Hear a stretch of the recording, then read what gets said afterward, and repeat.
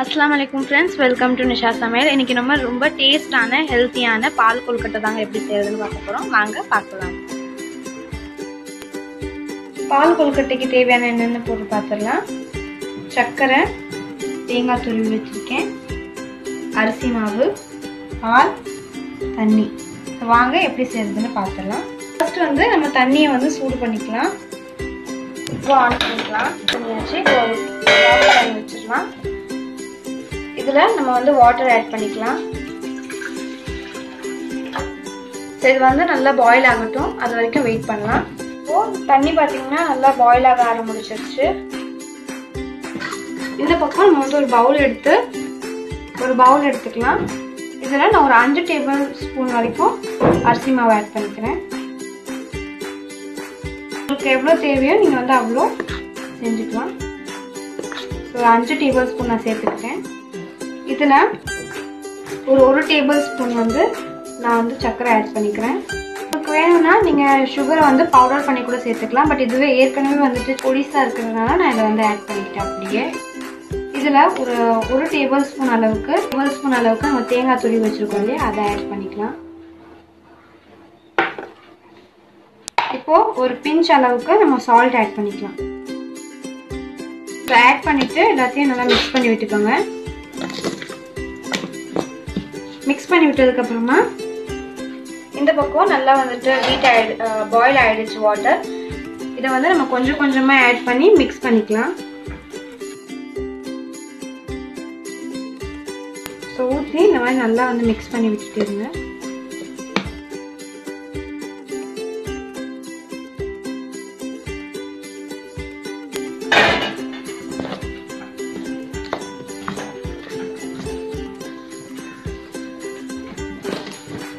கொஞ்சம் கொஞ்சமா தண்ணி ஊற்றி நல்லா வந்து மிக்ஸ் பண்ணி விட்டுக்கோங்க.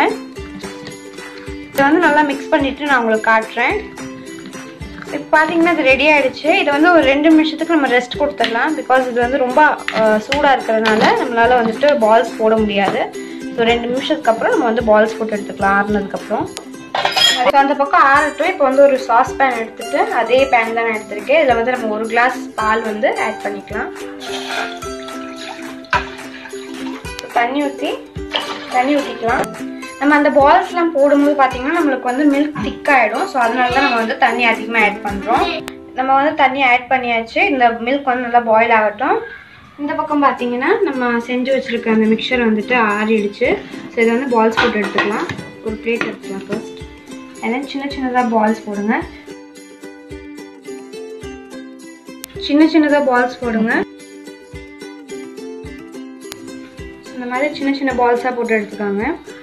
பெரிய பால்ஸாக போட்டோம்னா நம்மளுக்கு குக் ஆகாது, அதனால தான். ஸோ இந்த மாதிரி சின்ன நம்ம எடுத்துக்கலாம்.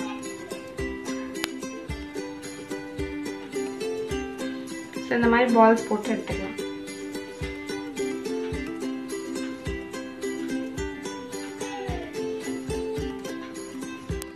ஸோ பால்ஸ் பார்த்தீங்கன்னா ரெடி ஆயிடுச்சு. இந்த பக்கம் நான் 2 டேபிள் ஸ்பூன் தக்க மாவு எடுத்து வச்சிருக்கேன். இதை வந்து நம்ம தண்ணி ஊற்றி கரைச்சிக்கலாம். 4 டேபிள் ஸ்பூன் வரைக்கும் நம்ம வந்து சுகர் ஆட் பண்ணிக்கலாம். ஸோ சுகர் ஆட் பண்ணிட்டு நல்லா வந்து மிக்ஸ் பண்ணி விட்டுக்கோங்க. இப்போ சுகர் ஆட் பண்ணியாச்சு. நல்லா வந்து பாயில் ஆகட்டும் மில்க்கு. இந்த பக்கம் நம்ம வந்து 2 டேபிள் ஸ்பூன் எடுத்து வச்சோம் மாவு. ஸோ அதை வந்து கொஞ்சமாக தண்ணி ஆட் பண்ணி நம்ம கரைச்சி எடுத்துக்கலாம். ஸோ மாவு வந்து நல்லா கரைச்சி எடுத்துட்டாச்சு. பால் வந்து கொதிச்சுக்கிட்டு இருக்கு. இப்போ நம்ம வந்து எடுத்து வச்சிருந்த ரெடி பண்ணி வச்சிருந்த பால்ஸ் எல்லாமே ஆட் பண்ணிடலாம்.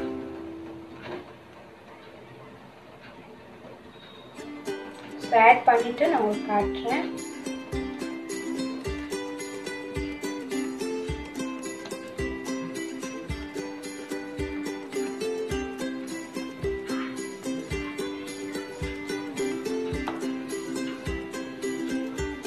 ஸோ ஆட் பண்ணதுக்கப்புறம் நம்ம வந்து மிக்ஸ்லாம் பண்ணி விடக்கூடாது. அப்படியே வந்து ஒரு 5 மினிட்ஸ் இருக்கட்டும்.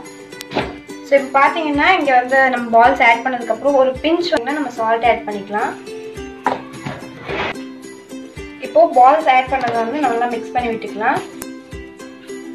நல்லா மிக்ஸ் பண்ணி விட்டுட்டு நம்ம கரைச்சி வச்சுருக்கோம் இல்லையா, அதை வந்து நம்ம ஆட் பண்ணிடலாம். ஸோ கொஞ்சம் கொஞ்சமாக ஆட் பண்ணிக்கலாம். ஃபுல்லாக ஆட் பண்ணிவிட்டு நல்லா மிக்ஸ் பண்ணி விட்டுக்கோங்க.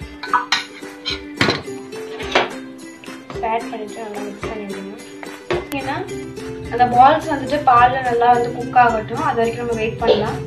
ஸோ குக் ஆனதுக்கப்புறம் பால் கொழுக்கட்டை எப்படி இருக்குன்னு பார்க்கலாம். பார்த்தீங்கன்னா ஓரளவுக்கு பால் வந்து திக் ஆகிடுச்சு. அந்த பால்ஸுமே பார்த்தீங்கன்னா வெந்துடுச்சு. இந்த ஸ்டேஜில் நம்ம துருவி வச்சுருக்கிற தேங்காய் வந்து ஆட் பண்ணிக்கலாம்.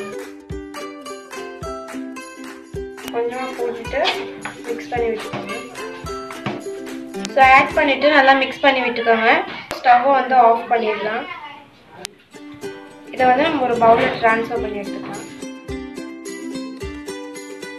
இப்போ வந்து பார்க்கும்போது லிக்விடாக தான் தெரியும், ஆனால் கொஞ்சம் நேரம் கழிச்சு வந்து பார்த்தீங்கன்னா திக்காகிடும்.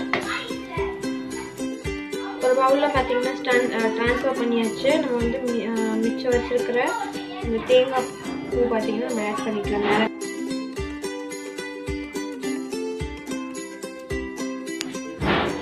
ஆட் பண்ணியாச்சு. இப்போ நம்மளுக்கு எம்மியான பால் கொழுக்கட்டை பார்த்தீங்கன்னா ரெடி ஆகிடுச்சு. இதே மாதிரி உங்கள் வீட்டில் நீங்களும் ட்ரை பண்ணி பாருங்கள்.